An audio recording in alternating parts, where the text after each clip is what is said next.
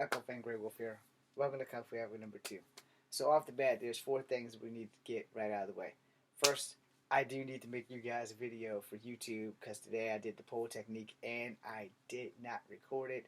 I did a live TikTok and a live Instagram, and both of those died while I was in the park. So I came home and did a video that you guys see today. I don't remember if it was live TikTok or Instagram, but it was like the 3-on-1 formation thing. So now we got that out of the way. We know that I owe you another video. Let's talk shop, shall we? Oh yeah, I guess the other 2 things is probably I owe you a video, and it's gonna happen. I still have to paint my pictures, and it's gonna happen. Hopefully this weekend I'll have all the pictures painted and drawn, and we can do an art show dedicated to my future wife, Zeta Zhang. Anyway, now let's get back to the business at hand. So in the tree technique, I discussed a few things that I'm going to bring to the table right now. 1. First and foremost, in every fight that you fight, you must make your opponent fight your fight. Do not fight your opponent's fight because that's not going to work out for you. It's going to work out more for them than you, and you need to be aware of that. You also need to adapt. Now, 2, this is probably the most important thing. You have to learn when to throw the appropriate kick at the appropriate time to the appropriate target on your opponent. And the reason why I said that, because when I was making the tree video that you guys will not see today, but will see eventually when I make it, is that, alright, certain kicks in certain situations are bad. And your ass can be broken. Or you can get fucked up. We do not want to see that happen. So, certain punches and certain kicks can get you fucked up. That can be bad. We don't want to see that happen. With the tree technique specifically, moving to the left to strike with the right, it is very important that you make sure you strike your opponent and not the tree or the pole. Now, knowing that if you know the tree technique and your opponent knows the tree technique, then the tree technique is probably not going to be very useful for you or him because you both have been taught the same technique. Now, you can spice the tree technique up when you're practicing at home. And if you're younger than me and like in your early 20s, now's the time to learn this technique so that you can improve it. By the time you're 48, you'll be one of the top dogs at using this tree as your shield to protect you in all kinds of entanglements when you are fighting an opponent. Now, certain moves with certain kicks, you need to know how to alternate. You also need to know how to alter just in case shit goes wrong. See, if something goes wrong, you're going to need to be able to adapt.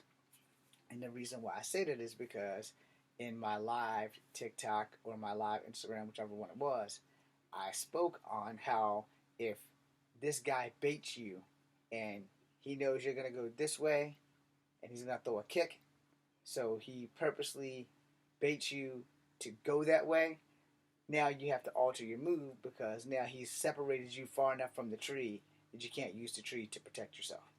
Hopefully that makes some sense. Like I said, I don't have a training partner, so I can't really show you how it's supposed to actually work. Now, I know that it works because I have field tested it when I was a child. I had a friend, him and I was doing something, and I got out of the way, and he fell downhill. Now, here's some things, all right, that you also need to understand. Your environment is part of the battleground. Your laws of physics apply to everyone the same in this universe. Alright? Now, you're not Edward Elric, so you're not an alchemist where the laws of physics don't apply. Well, in this universe, the laws of physics do apply. The laws of gravity do apply. And the laws of how centered I am to the ground or how short I am to the ground applies against me when someone else is trying to fight me that is bigger. It actually applies against them. The laws of physics when I'm smaller and I have to fight someone bigger, I have to remember that gravity is not my friend if I have to jump up and tag this dude in the face. So if I have to jump up and tag him in the face, that's not the correct move because if I leave the ground, he's going to be able to continue the onslaught and throw me around. where I don't need to deal with that. I don't want to deal with that. So I'm going to bring him down to me. If by hook or crook, it's going to happen my way, not his way. Now, if he's real good at protecting his nether regions and his face, and I only have one option, which is his sternum or his throat. So the center line is what you must also learn to protect. I also mentioned this block, and how it isn't useless, it's just not useful to me. I also mentioned that if you go watch old school karate movies, outside of the original Karate Kid, where Daniel LaRusso is here and here and here and then sand the floor, show me paint the fence, show me paint the fence, show me sand the floor, show me wax on, wax off. All right? Now, you get to see him do this block, then take it down and block back up. And that's when he's like on the boat, practicing on the boat, or where he's doing something else. And I think it's before Miyagi breaks the glasses, the beer bottles or whatever, because they are on the dude's truck or whatever. And I think it's before that. I'm not going to swear to it because it's been so long since I've seen the damn movie. But this is the block. You're from here and you're blocking. You step back and you're blocking. Now, that block is for the hammer fist or an axe kick. That block can also be modified into this, where you make an X. If you make an X, you can grab the person and fling them. I have done that also. It has been field tested. I am short. You will be amazed at the shit you can do when you're short. Now, the thing is, from this position, standing still, I'm probably going to get hurt. So I need to be in a fighting stance. If not that fighting stance, then this fighting stance. You will pick and choose your fighting stances accordingly. Now, finally, we want to touch on the one other thing that's the most important thing outside of fighting smarter versus harder, which is what the tree technique teaches you. / pole. Tree, pole, same technique. Lost my train of thought, but you will learn that fighting smarter is better than fighting harder in all techniques, and now I'm back on track. This is also why I always tell everybody, be well-rounded. Do not get stuck in Wing Chun. Do not get stuck in karate. Do not get stuck in just one animal style. Be the jack of all trades like me. Learn to adapt. Learn to be ready. Learn your situational awareness. Learn how to use your environment against your opponent.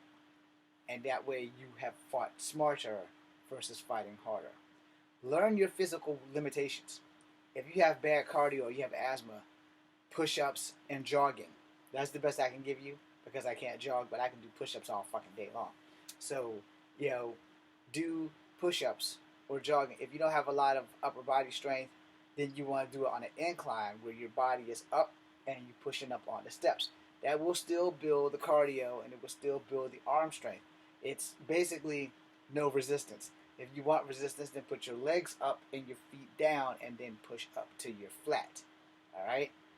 One of my nephews and I, two of my nephews and I had a pull-up thing. But he didn't know that you got to let it all the way down and all the way up to do pull-ups. So I had to say, dude, you ain't going all the way down. That's not a real pull-up. You got to go all the way down, all the way up. I got like maybe 10 of them damn things before my arms died. Then my nephew decided we're going to do push-ups. He did 23, I did 25. Because he's young, he thought he was going to whoop my ass. But see, I have that, I'm not going to die on this battlefield without putting up a fight. He stopped at 22, and I said, that's 22, 23, 24. He stopped counting his. I didn't stop counting mine. I didn't count his. So I don't know if he was lying to me or not. But I knew I could get that 25 out. Because I'm trying to get back into shape now. So I'm trying to get back into fighting shape. Or fair shape is where I'm at, but I can get better. And I'm going to do that. And always remember, there's always room for improvement. Alright? That being said, I am Echo Fan Grey Wolf. Enjoy your night. I got a big day. Be seeing you.